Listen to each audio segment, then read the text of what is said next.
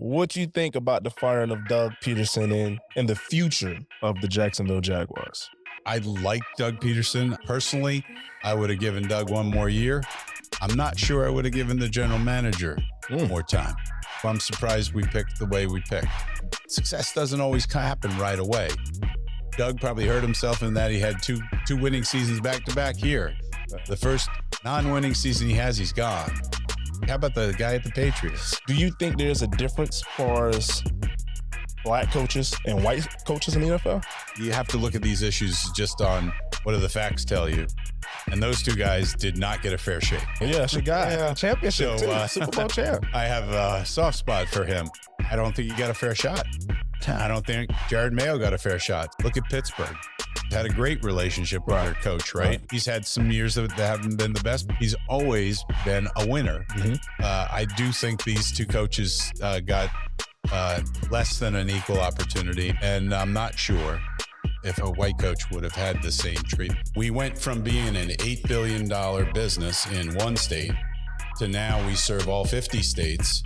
We have 38 million customers and we're a $32 billion business. We were receiving a diversity award because we had a diversity unit. I didn't want an award. I wanted to truly embrace who we were as an organization, and it had to reflect the people that we serve.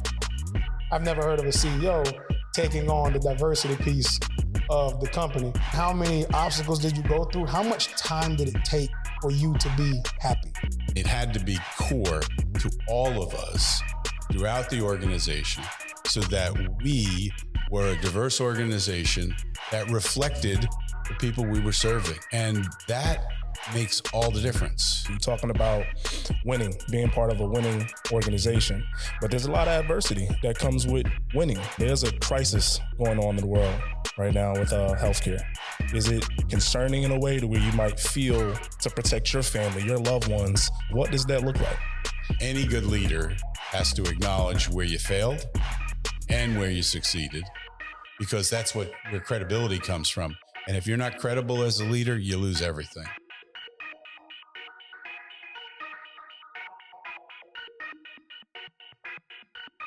Keep it a buck. We are here. Let's get a hand clap. Here we are. Oh, that sounded good. Appreciate it. Thank you. All right. We're wasting no time. Going right into it. Respectfully, or respectful to all of the guests we've had, this is probably our biggest guest. And this is our biggest guest. Oh, yeah. And very meaningful. We're going to get right into good topics, good conversation. We have in front of us the president and CEO of Florida Blue and GuideWell, Mr. Patrick Geraghty. Clap it up one more time. I like that clap. I actually like that. I like that. How are you today, sir? I am well. Good. Happy to be with you guys. Good. Welcome to the gym, right? Definitely. Welcome to the gym. Yes. Yep. So we're going to get right into it. Tell us a little about yourself. How'd you get affiliated with this little company, man? Little company? Yeah. How'd you get affiliated with this I think we got to take the company, little right? out, Jarvis. This is 32 big. billion is not, it's okay. I'm just kidding. No, it's Big awesome. company. Huge No, company. seriously, how did you get into the leadership role at Florida Blue, at GuideWell? Just walk us through a little background. Sure. Long and winding path, actually. I'm a New Yorker originally. Very nice. Born and raised. And I started in the health insurance industry by accident. Not something I expected to do. Guy from Prudential, who was in Jacksonville, Florida, came to my campus, Colgate University, where I went to school. He knew that my academic advisor, we were sitting down having a lunch, and he said, "You got to come interview with me." I said, "I don't want to waste your time. I'm not interested in insurance. Don't think it's a good use of your time." And he said, "Good, come talk to me." So I did. And here I am. So I came to Jacksonville right off of campus from Colgate. Wow. And we had 2 feet of snow, and Jacksonville was 80 degrees and beautiful. Excuse me? And I said, wow, maybe I could do this. So literally, I thought I was on a path to go to law school, and I thought I'm going to do law school, but I can do a job in Jacksonville for a couple of years. And so I came down here. This was my first assignment, and I took off with Prudential and went 18 years, 13 different locations. And I wound up then being recruited to Minnesota, to the Blue Plan there as their CEO.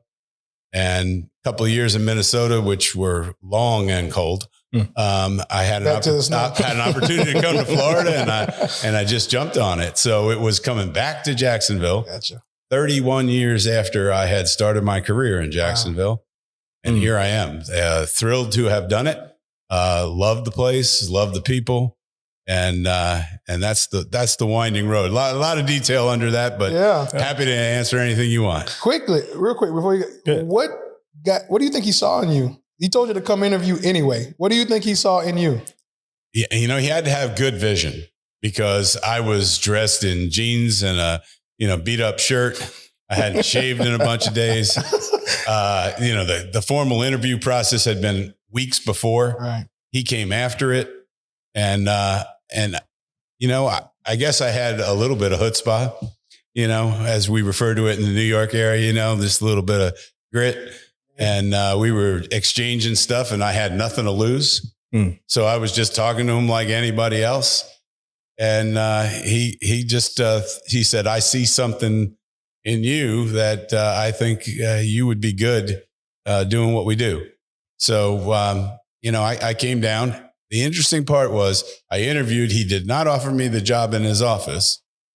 And I went back to school, and I called. He said, I'll get back to you within a week. I called him the next day, and I said, just thought that we should have a follow-up conversation. And he said, that was my test. He said, I said to myself, we're hiring this guy if he calls me. Wow. You're hired. Just like that. Wow. That's what happens when you keep it a buck. Okay. Buck was definitely kept doing that. Yeah. Oh, wow. So step us through. 2013 was a big year. Something special was created. Definitely a big year for me. That was the year I was drafted to the Jacksonville Jaguars. And I believe that was the year, was it GuideWell was created? It was the year GuideWell was created. Nice. Can you step us through the process of what all went into creating this company? Yeah, so it was one of these opportunities that we had, Blue Cross Blue Shield of Florida, now an 80-year-old company, at that time, 69 years old company, and had done things a certain way for a long time. And it was a good company. Mm-hmm. We wanted it to be a great company. And we saw an opportunity to take it to the next level. So as a individual Blue Cross Blue Shield company, we were a single state. We did all of our work in Florida. All of our customers were in Florida. But we had the Affordable Care Act that was taking place, and that was selling at a retail level. And we knew we had to take the company to a different place. I wanted to essentially take it and be so different that we really thought about ourselves both as a health solutions company, not just an insurance company. And also see ourselves as not bound by the borders, geographic borders of Florida. Florida was always going to be our heart, but we knew we could do other things, other places. Right. GuideWell gave us the chance to do that. So under the umbrella of GuideWell, we've bought many different companies, different organizations. We've expanded who we are. And we went from being an $8 billion business in one state to now we serve all 50 states. We have 38 million customers, and we're a $32 billion business. So GuideWell was sort of a bridge to open up opportunity for the organization. And it was exciting for us. Pat, I don't think I can let you skip over that. You said 32 billion. Is that correct? Yes, sir. Yes, sir. My God. Quadrupled the company. My God. Going through that, quadrupling a company, can you talk to us a little bit of the dark side? What was the rough patches that you had to go through with starting a new company?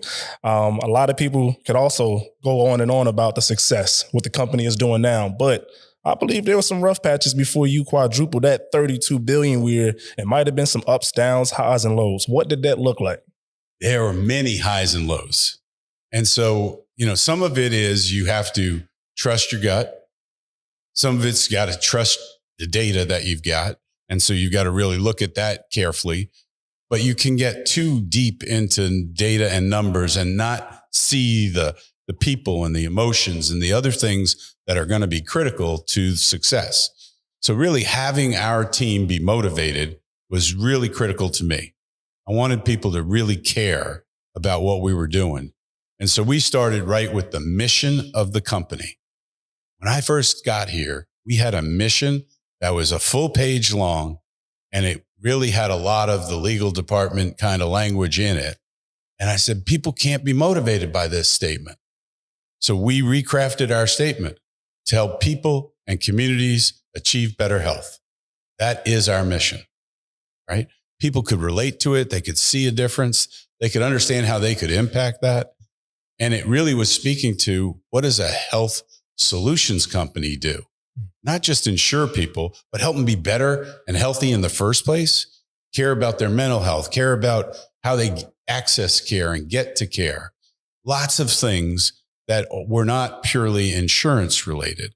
So it was about that motivation. It was about how we would grab the organization. I remember now, and many people do tell this story. Darnell Smith is one who tells this story quite a bit. We had a unit that we called our diversity unit. Mm-hmm. There were 13 people and their job was diversity. I thought that was interesting, but it was stifling as far as I could see. Mm-hmm.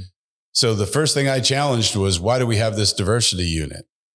Now I'm looking at my direct report team as I'm asking this question.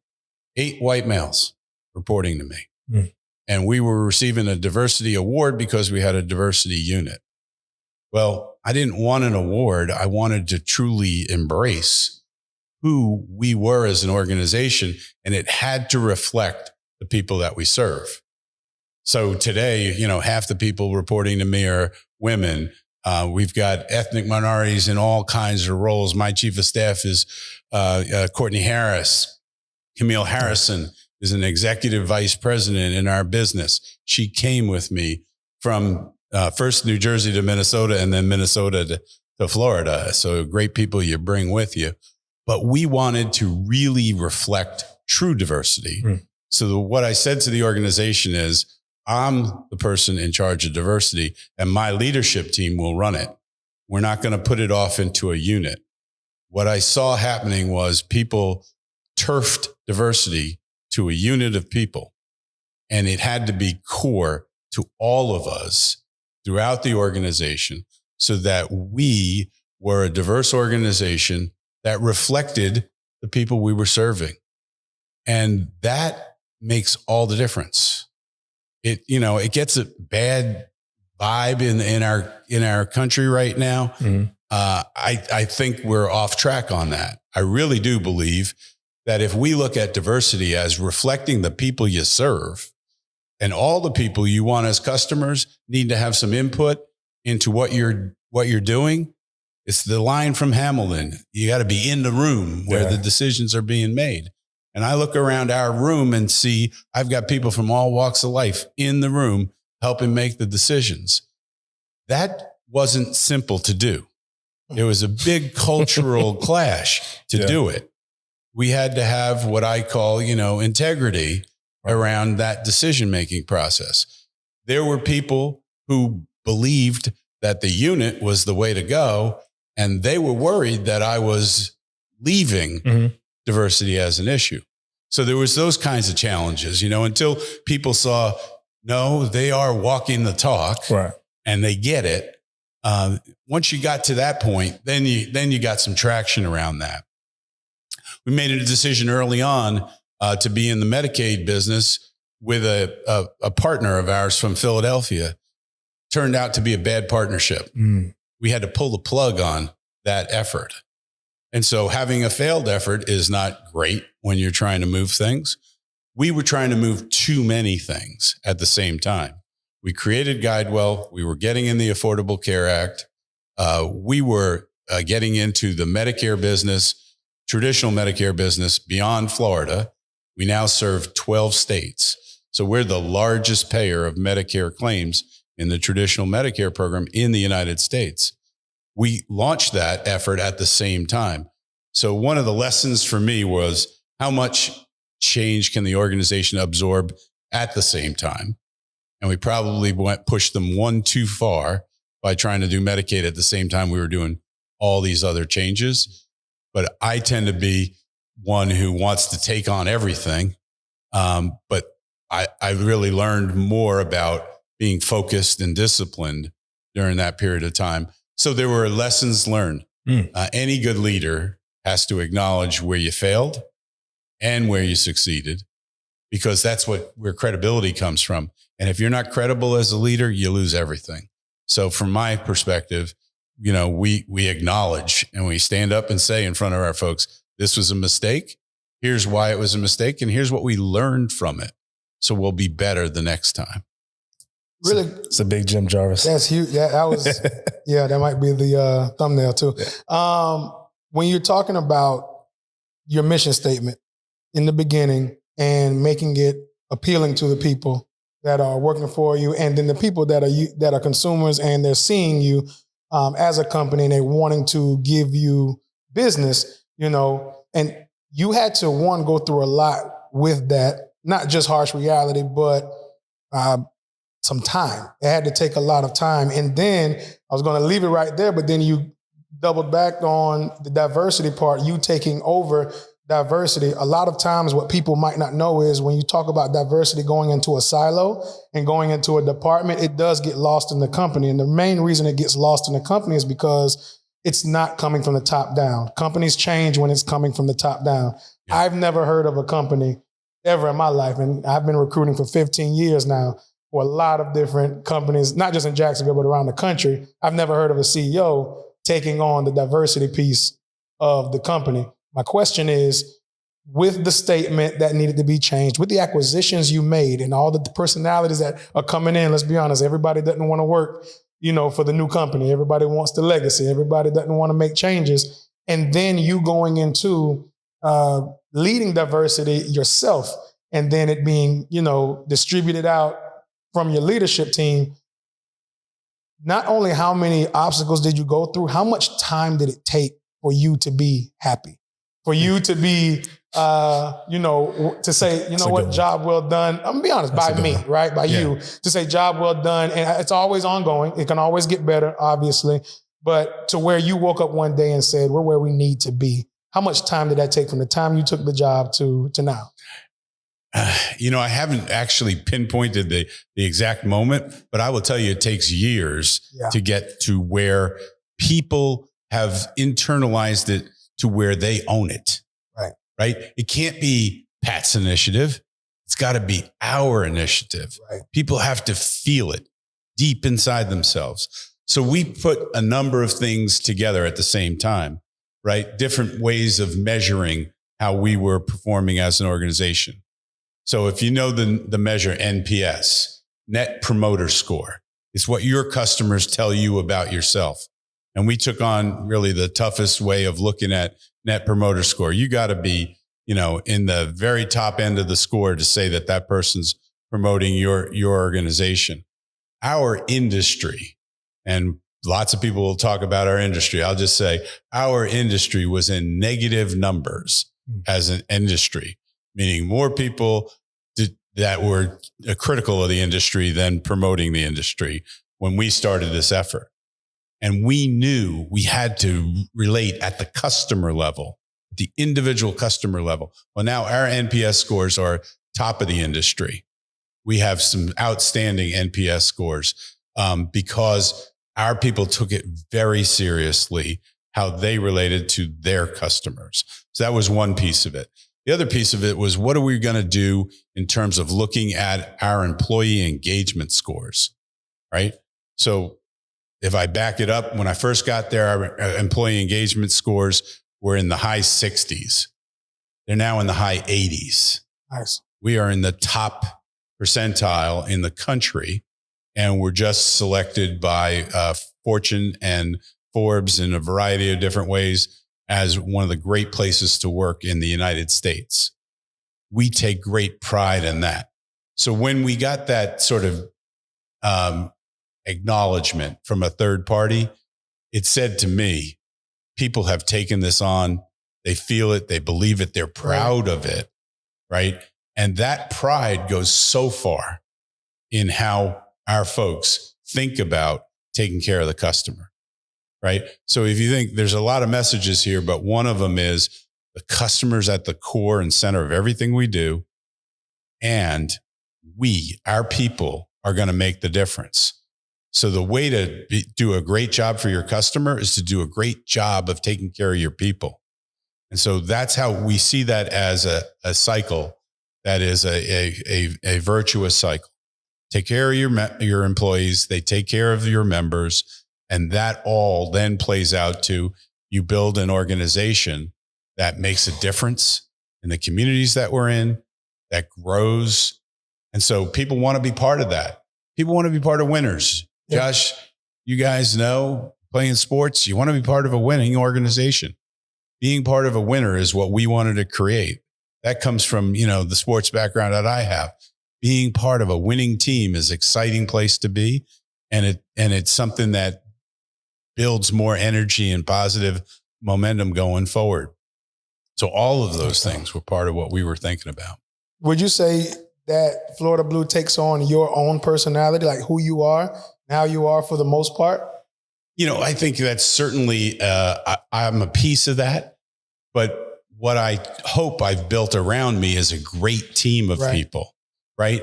And what I don't want from my team of people is all people who are like me, right? So what I get is I don't want a series of clones.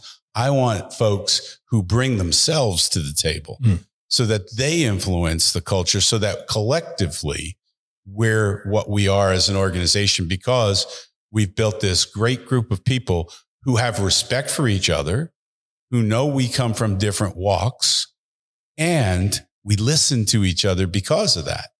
So it isn't, I'm not talking to this person because they don't see the world the way I see it. It's no, let's engage. Yeah. Let's have that conversation because I might learn something that makes me better.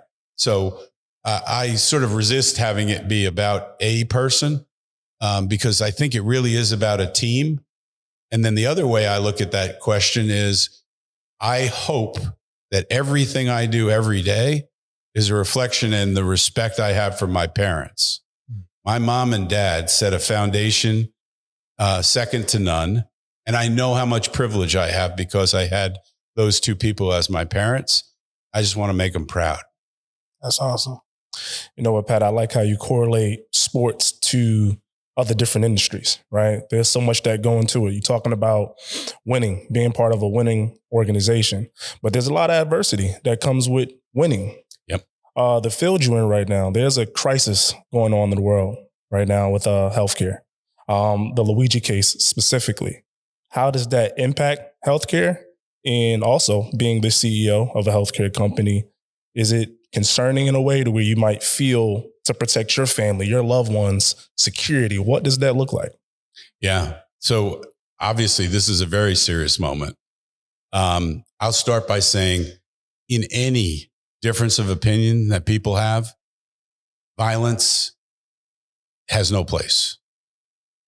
It happens, but I don't condone violence anywhere. So I think that was a really sad way for that situation to come to light.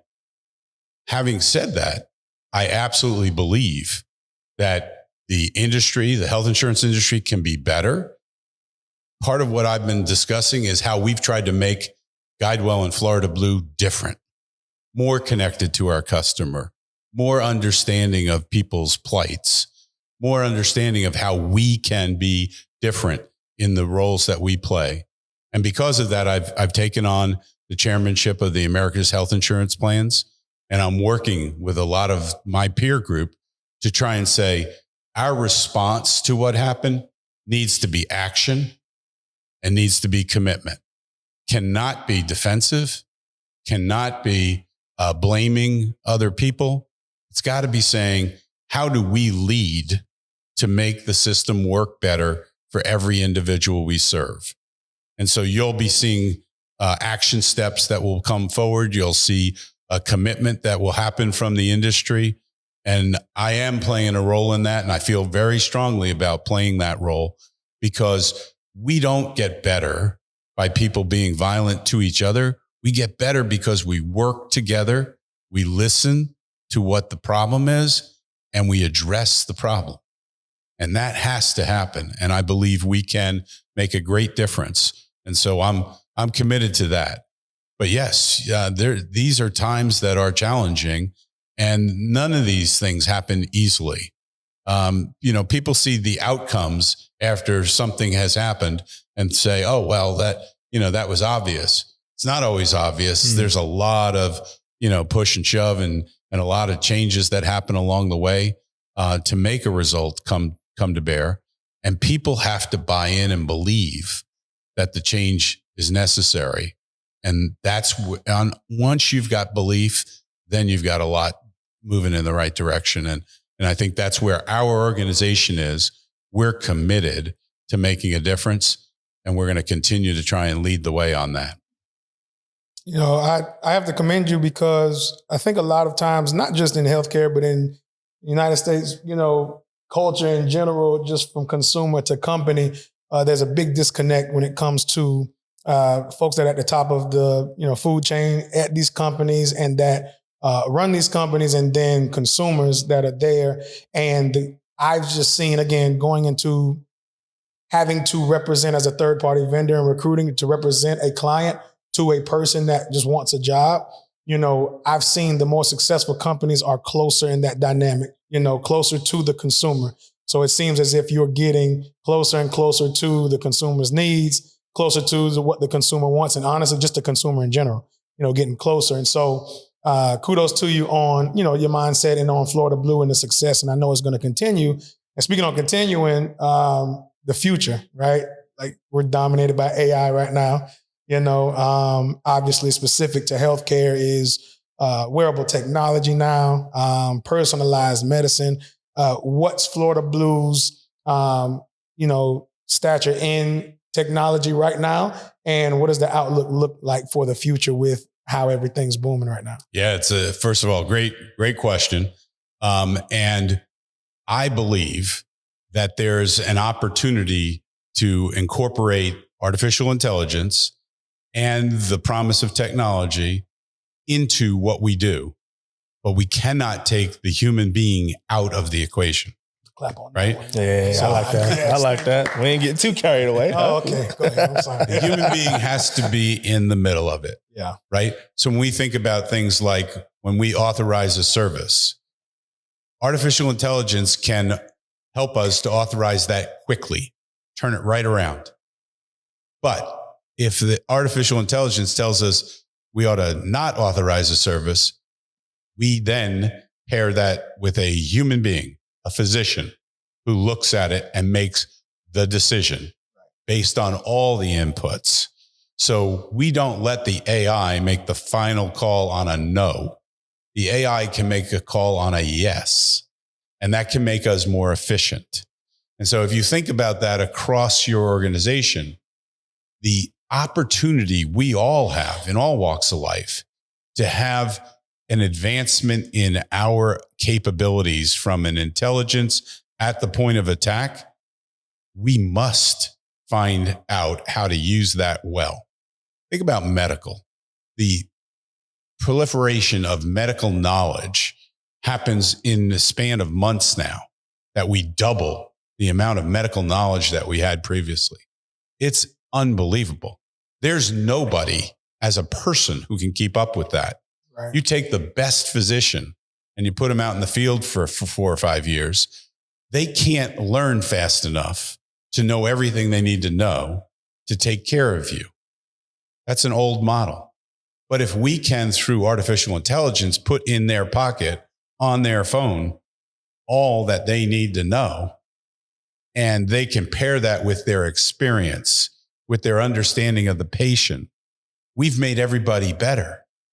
And the real promise for the world is whether you're in sub-Saharan Africa or you're up in the Andes, we can give you all the same information that we're given to somebody at Mayo Clinic. That actually is a huge leveler for the world, that we can disperse all that we know in medical technology to everyone who can hold a telephone in their hand. I think that's a tremendous opportunity. And that's the piece that we have to look at. What's the upside? And how do we protect against the downside? So I will tell you, at GuideWell Florida Blue, We have great technology team. They were really smart about it. They came to me literally the month after ChatGPT came out publicly and said, we must buy our own GPUs. So the technology that runs ChatGPT. And we did. We jumped on it right away. And so now everyone who works at Florida Blue works on GuideWell Chat. So they have at their fingertips the ability to work on a ChatGPT platform, but it's controlled inside our databases. So you think about what are the things people worry about with AI? They worry about cybersecurity threats. They worry about hallucinations, meaning getting bad information. We have eliminated that because we're within our own databases. We've got our own GPUs. And then I'm at a CEO meeting in New York a couple of months ago, and I'm listening to Fortune 100 CEOs say, I rolled it out to my whole team. Now I'm rolling it back. I'm only going to let a unit or two people use it because it costs me so much money to pay Microsoft or to pay Apple or any of the other players, Google, for the user time. We're not paying any user time. We built our own. Right. They're now limiting the number of people who can use it. I want to democratize it. I want our whole organization using it because people are going to find things by the experimentation, by the use. So we want to open our environment to have people involved, which we have, while other people are now worrying about how much they're spending on the big players in AI. So it puts us in a very different position. I love where that's placed us. And frankly, a lot of people I've talked to in healthcare say we're at the leading edge, but we're balancing it with the human side. And that's the piece that is absolutely critical. I think the win I take from that was creating your own. Yeah. Y'all creating your own device. Yeah. So you touched on the transition and harsh reality of business, right? Bad partnerships, the company being in the negative, growing it from there. I want to touch on a life transition for you in regards to back in 2020, right? That might have been probably one of the toughest years for you, losing a sister, a mom, a dad. The world was also, again, in another crisis with COVID. How has that played the impact on your life? And also, how has it changed the way you go about life today? Yeah. Well, you're right. Probably the toughest year I can think of is 2020. So in the early part of 2020, my mom was suffering with cancer for a fourth time. And probably the best thing we did was she made a decision about how she wanted to live out the rest of her life.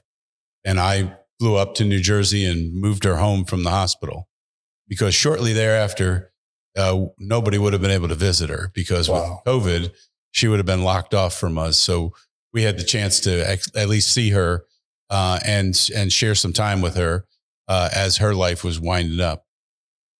And so I was at that time dealing with the data that I was seeing. And I read the Royal College report really early in the process, which said, this is a big deal. This is going to close down, the society for a while. And we made a really fast decision to move everybody home and protect our employees. And that keeps with that core ethic that we talk about. If you take care of your people, they'll take care of your members. So we moved everybody home, boom. And our IT guys, again, great job, really great job of making everybody capable from remote settings. And that made all the difference for us. Our team demonstrated that we trusted them, we cared about them, they would go the extra mile. We did not miss a beat during having everybody remote. As a matter of fact, we still have a lot of people that are remote because they've enjoyed that change in their lifestyle and they still deliver great results for us. So we're good with that. But when you think about what the pandemic meant in terms of, first, we didn't have a vaccine. We had to learn a lot. I led an effort in the state to get people to think about distancing, wearing masks, all the things we needed to do. By the way, we needed to do those things until you had a vaccine, until you could control how widespread the disease was going to be, we needed to be careful. We lost a lot of people in our state during that time. And I do believe a lot of what we did, we had to do to navigate that. But it was absolutely a challenging time. My mom and dad were married for over 60 years. Wow. So we knew my dad wasn't going to last very long without my mom. And so June is when he passed. And they were great. They were a great couple. They were always very complimentary to each other in terms of the way they led their life. They were very engaged in the community. They didn't lecture us about it. They demonstrated to us what we needed to do. And so we understood that we had to be involved. All of my siblings are involved in the communities that they're in, making sure that we're giving back, understanding that we have privilege. Therefore, more is expected of us to actually make a difference where we are. For my mom, she was one of the people in the workplace in the 1950s, managing men, which wasn't happening in a lot of places. She was a very smart lady, very, very talented mathematically, went to Barnard College on a scholarship, went to MetLife and was an actuarial department person, leader for MetLife. And she said to me, when I got my first supervision job, I was told by my boss straight up, we're not paying you what the guy before you was paid because he had a family to take care of. You don't. So she was like driving that little message to me, right? And so one of the things we pride ourselves at GuideWell is gender equity on pay, equitable handling of our employees, making sure everybody is treated with equal care, making sure that we are in touch with how to take care of the people's needs in our organization. And that comes for me from my mom. She was very clear about that. I had a dad who was an attorney. My dad was an attorney for IBM. And you'd expect that to be a certain style. Man, when he came home from work, he was the commissioner of the sports leagues. He took an all boys sports league and added all the female counterpart sports. Wow. So we always joked about him as Title IX before Title IX. I was about to say, like, his own personal Title IX. My goodness. He was ahead of his curve on that one. Florida Blue. It was always Blue Cross and Blue Shield of Florida. It switched into Florida Blue. As a recruiter, we were told, hey, stop saying Blue Cross Blue Shield, start saying Florida Blue. We saw a difference in traction of people that wanted to be there, wanted to work there. And my question is, what has the name change meant to Florida Blue? And not just the name change, but how have you taken a healthcare company, and as we talked about earlier, now it's also a retail company as well. How have you made that change over the years? Yeah, well, first of all, thank you for the observation about the name change. What we were trying to do is get people's attention inside the organization and outside the organization. We knew we couldn't just be subtle about it. And what Florida Blue did for us was get people to say, what's different there? First of all, on some very basic levels, we tested it in the market. Easier to say, sounded friendlier. People gave us some credit as what's going on there. And you wanted to call attention to, we're different than what we were before. A health solutions company is absolutely different than an insurance company. And we wanted to call that out in the market and to our people. We needed a bunch of people who'd worked there a long time to also embrace that this was going to be different. One of the basic things we did, we would have these town hall meetings. Before I arrived, they were 100 PowerPoint slides that were read through verbatim. And then there was 5 minutes for Q&A at the end of the meeting. My first meeting, we turned it to that people were sitting in the round. There wasn't one slide. And I said, what do you want to talk about? Nice. And we just let people put the subjects on the table. Now, initially, you get crickets, right? Right. Everyone's like, well, I don't know. I'm not going to be the one to open up. But then people started to realize there's no penalty for asking a question. And I'm going to answer it as straightforward as I can. And that after, so you talk about the investment, hundreds of town hall meetings. I mean, hundreds, to get to every part of the business, to be eyeball to eyeball with as almost every employee in the company, to say, what do you want to ask me? And here we're going to ask. And so now, we do an online session now, and I'll get a couple of thousand people that'll get online and ask me whatever they want. And we answer everything that's asked. If we can't answer it in the session, we follow up and answer it. So people know if they ask me something, they're going to get an answer. And that's what we want. I also want people to be willing to challenge. If I am unchallenged, then I am not doing my job, right? If you and I have a conversation and all you say to me is, yes, sir, one of us is, extraneous. I need people to think. I need people to challenge, right? And so if I want that on my team, I want that in the organization, you've got to role model it. And we got to role model it over and over and over again. So sometimes, it was like, wow, how many more of these meetings can we do? We tried to do as many as we could so that people could absolutely feel the change. So Florida Blue was part of that. Having Florida Blue retail centers around the state. When I came, we had 2. They were working well. I said, why aren't we scaling these? Well, that takes a big commitment. Right. Let's go. We had the Affordable Care Act coming. We wanted to have these centers. Now we have 40 around the state where people can walk up and ask us questions, where people can come and have classes on nutrition or on Medicare benefits, or they can go in and do a yoga class, or they can talk to a health coach and have a fitness plan worked out for them. All kinds of things. None of those things are insurance. All of those things are about your health solution, about keeping you healthy in the first place. So there's the big upside. My big frustration with our system is that it deals with sickness on the back end. And we have to spend a whole lot more keeping people healthy in the first place and meeting them where they are. So this is what that whole Florida Blue revolution in our company was about. This is what GuideWell is about being a completely different entity than people had seen before and really meeting them where they are. Awesome. Pat, I want to know, why is it so important for you to be hands-on? There's a stigma behind CEOs, definitely of a huge company as yours, who kind of take the step back and kind of pass it around for everybody else to kind of do.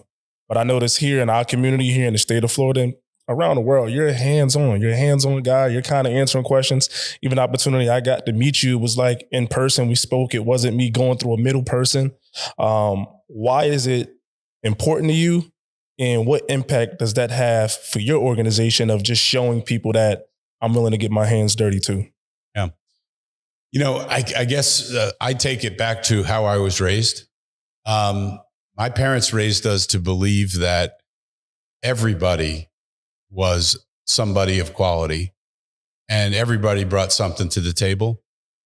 Therefore, there's dual edge to that message. It's like, you don't look down on anyone, but also don't revere somebody to the point that you can't interact with them. And I reflect on that, because it's a big statement when you think about it. I've been to the White House numerous times, and I've been in meetings with President of the United States multiple times, multiple presidents. And as soon as they say, anybody have a question, I am asking a question because I have questions to ask, and that's a person across the table. Yes, they're in a big role, but here's my opportunity. So I was raised to believe that I ought to take advantage of that opportunity, not shrink from the moment, right? And so I try and share that with people and say, I expect us to be engaged as people.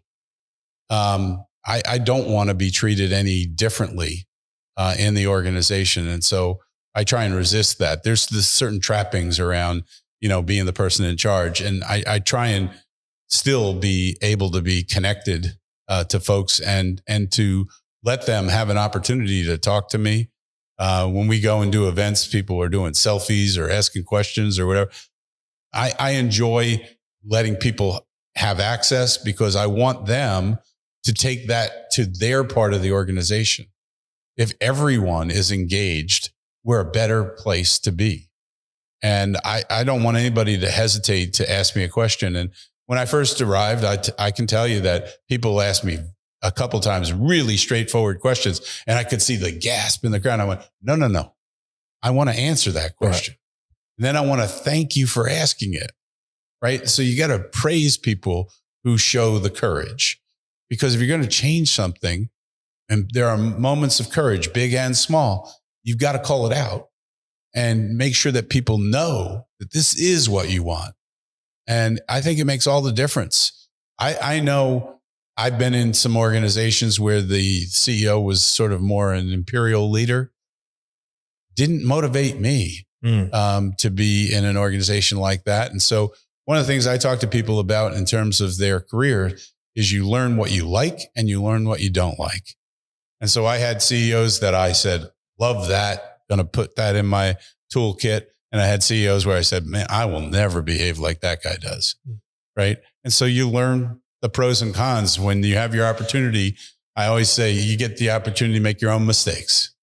Right. And, you do the best you can out of the experience and knowledge that you bring to the table. But for me, being connected to people makes a difference. I see people more interested and more motivated to be part of what we're trying to do, because I get up in the morning excited to drive this mission forward. And I really want to generate that among the folks that I'm working with. No, I like that response. Also want to ask another question. I know you got something. This is something I haven't mastered yet. So I would love to hear your response to this. Time management.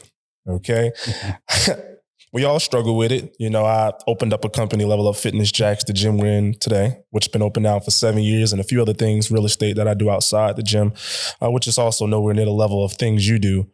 How do you balance time with family from business? I've struggled with it for a long time. It becomes overwhelming because you're trying to be this guy. Like you said earlier, you're trying to win. You want to be a winner. And sometimes with winning, it comes with sacrifices.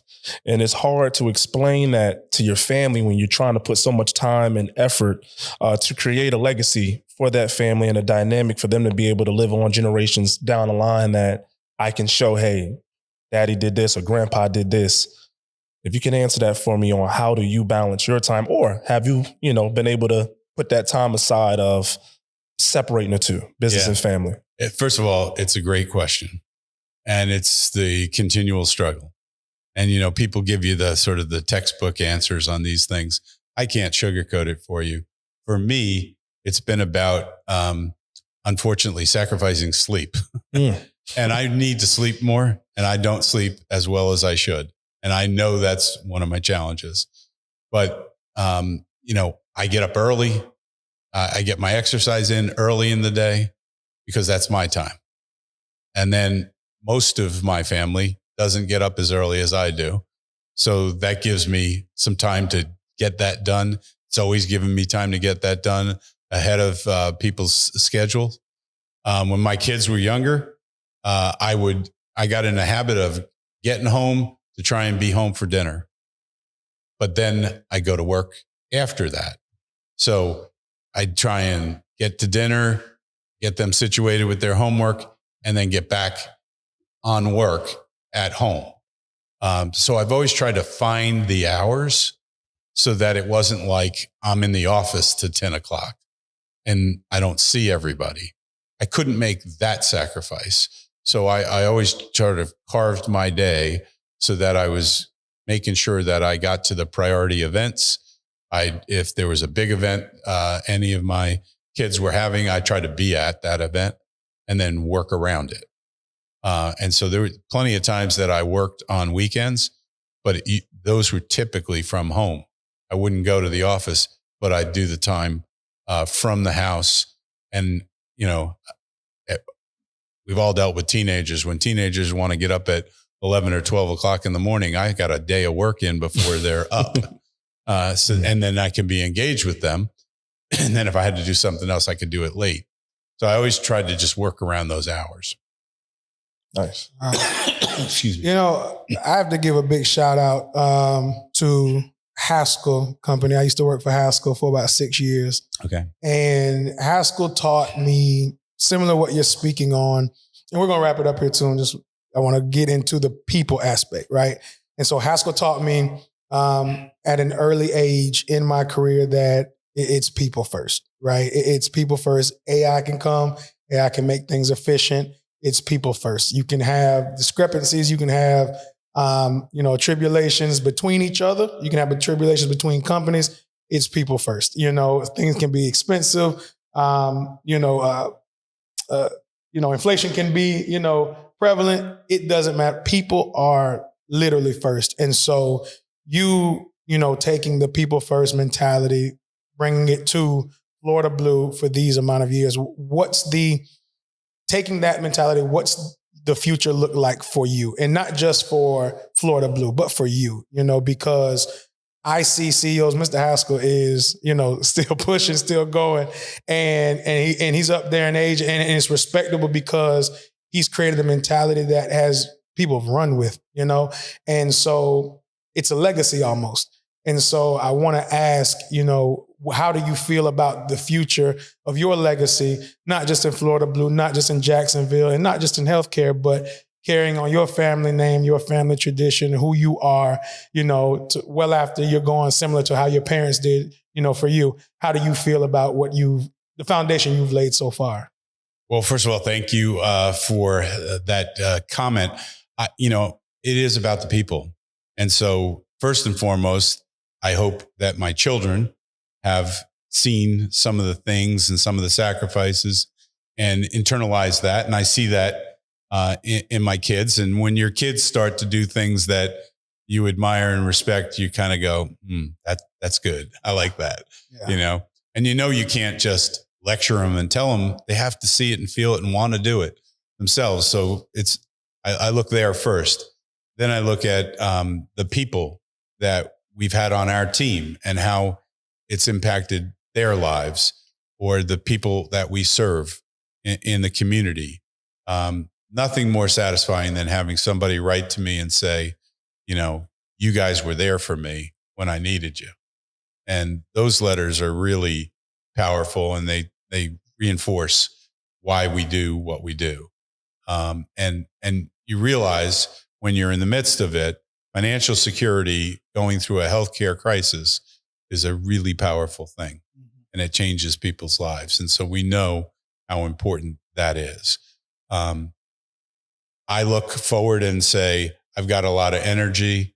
I have a great interest in healthcare and healthcare affordability, and there's work to be done on that subject. I will intellectually be engaged in that in a variety of ways. I don't know all the forms that's going to take, but I know that for a long time, I will be doing things that will be involved in the healthcare sector. And I look forward to how that challenge twists and emerges. This past year, I wouldn't have been able to tell you 2 years ago that I would have had 2 opportunities to be with the leadership of OpenAI and ask them straight up my questions, sitting in their offices and getting answers about where that intelligence development that they're working on is going. And so that wasn't on the radar 2 years ago. So I have an openness to, if we continue to take every day as an opportunity to learn and an opportunity to educate ourselves, and then an opportunity to take that education and influence the world in which we exist, whatever that platform is, then that's a good day. And so I look to learn every day and look for the opportunity to influence in a good way as many people as I can with whatever I had the opportunity to learn. Awesome. Nice. You have anything? No, I just want to go back to the comment he made about the sleep, right? And I'll be honest, a buck was kept on that. This man was at the Notre Dame and Penn State game yesterday and flew in this morning, literally, and came here, man. We appreciate you, coming to meet with us. I know you tired. I know y'all probably partied last night, had a good time. Notre Dame pulled it off. Shout out to Don Shula, a safety that played at Irvington High School, my high school, who starts safety for Notre Dame. Excited for that team going into the championship, awesome, which is huge. I think the last year Notre Dame made it was 2013. So now I want to talk a little sports, coming from that game. Talk to me about that experience. What was that like? Well, I'll tell you what, my energy would be far lower this morning had Notre Dame not won. So I'm on a high from that experience. It was great. It was a really nice event.